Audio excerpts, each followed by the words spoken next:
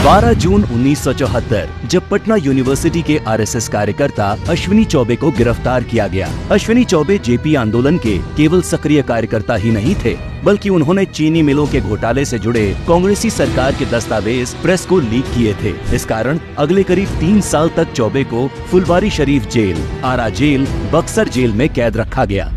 इन जेलों में अश्विनी चौबे को इतना बुरी तरह पीटा गया कि वो करीब 11 महीने तक पटना मेडिकल कॉलेज में भर्ती रहे। उनकी दोनों किडनी में खराबी आ गई। गर्म तवे पर लेटाकर की गई पिटाई के निशान से सारा शरीर गंभीर रूप से जल गया।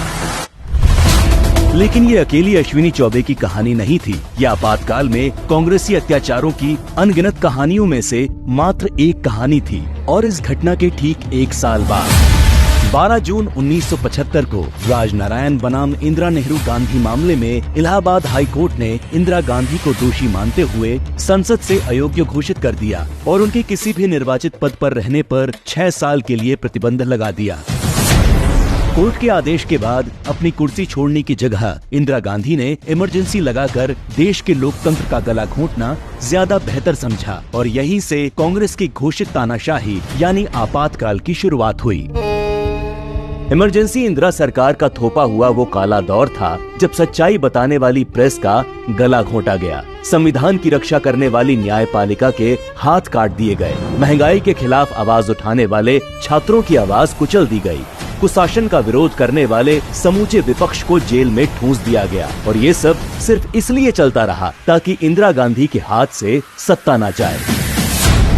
इमरजेंसी के दौर में भारत की जेलों में होने वाली यातनाएं अंग्रेजी राज के काला पानी की याद दिला रही थी। इंदिरा गांधी का सबसे ज्यादा गुस्सा छात्रों पर फूटा, क्योंकि छात्रों के नवनिर्माण आंदोलन की वजह से ही गुजरात के कांग्रेसी सीएम चिमन भाई को इस्तीफा देना पड़ा था। वहीं बिहार छात्र संघर्ष समिति भी इंदिरा गांधी के लिए सरदर्द बनी हुई थी। इसीलिए आपातकाल के दौरान इंदिरा सरकार ने सबसे भीषण दमन छात्रों का ही किया। छात्र संगठनों को प्रतिबंधित करके छात्र नेताओं को जेल में ठूंस दिया गया, जहाँ उन्हें पुलिस या ज्यादतियों का शिकार होना पड़ा।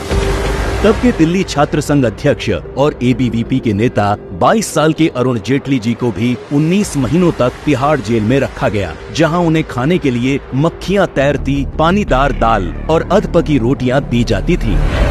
दिल्ली के जसवीर सिंह को उल्टा करके इस तरह पीटा गया कि चोट के प्रमाण न रहे। रेलवे ट्रेड यूनियन नेता जॉर्ज फर्नांडिस के भाई लॉरेंस फर्नांडिस को इतना पीटा गया कि वो सालों तक सीधा खड़ा नहीं हो पाए। इस दौरान किश्तया गौड़ और भूमया तक को फांसी दे दी गई।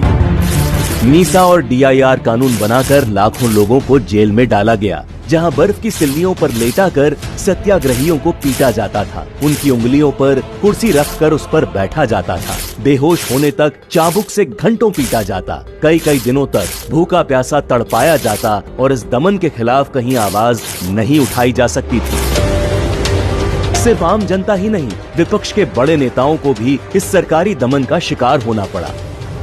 25 जून 1975 को जयप्रकाश नारायण ने दिल्ली के रामलीला मैदान में करीब 1 लाख लोगों की जनसभा को संबोधित किया, जहां उन्होंने कांग्रेसी सरकार को चुनौती देते हुए सिंहासन खाली करो की जनता आती है नारा लगाया। इस सभा से इंदिरा गांधी इतनी घबरा गईं कि तुरंत जेपी समेत सभी प्रमुख विपक्षी नेताओं को गिरफ्तार करने का आदेश देते हुए उसी रात देश पर आपातकाल थोप दिया गया।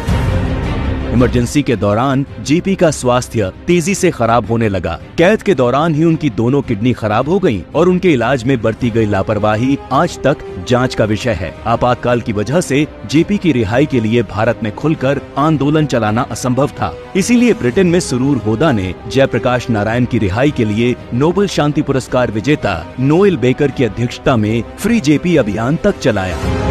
जेपी की तरह ही वाजपेयी जी को भी आपातकाल के दौरान खराब स्वास्थ्य की वजह से कई महीनों तक एम्स में भर्ती रहना पड़ा। आगे भी लंबे समय तक वाजपेयी जी को आपातकाल के दौरान उपजी स्वास्थ्य समस्याओं से जूझना पड़ा। इसके अलावा मोरारजी देसाई, चौधरी चरण सिंह, लाल कृष्ण अडवाणी, विजय राजे सिंधिया, मुलायम सिंह यादव, महारानी गायत्री देवी, राज नारायण, जीबी कृपलानी, जॉर्ज फर्नांडिस जैसे नेताओं को आपातकाल के दौरान जेल में बंद रखा गया।